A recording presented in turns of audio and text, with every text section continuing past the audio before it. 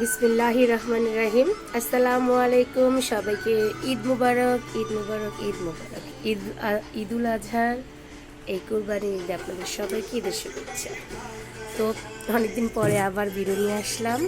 এই যে আমার টোনাটুনির ঘরে টুনি কিন্তু অলরেডি বাচ্চা ফুটিয়ে ফেলেছে। 3টা বাচ্চা ফুটেছে, ওই যে দেখেন ঘরে তা দিচ্ছে। আর এই যে আমার ডায়মন্ড ডাক,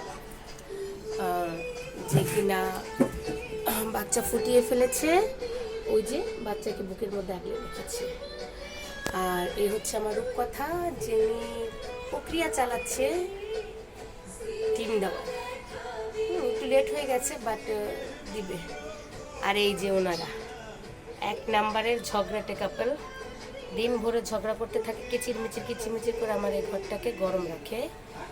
আর ওই যে আমার নবাব নন্দিনীর অলরেডি নন্দিনী ডিম ফুটিয়ে ফেলেছে, ডিম বাচ্চাটাকে তা দিচ্ছে, মানে খাওয়া টাওয়ায় বাচ্চাকে নিয়ে ভিজিয়ে আসছে।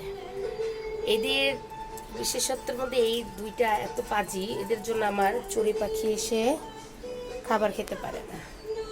তো সবাইকে ঈদ মোবারক। আমার পাখিরা কেমন লাগলো অবশ্যই আমাকে জানাবেন।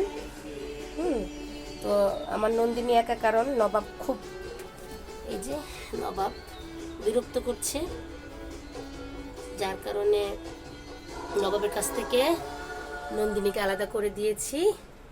তো অবশ্যই দোয়া রাখবেন যেন আমার বাচ্চাগুলো যে মানে যেগুলো হয়েছে সেজন্য ভালোভাবে সহি সালামতে থাকতে পারে।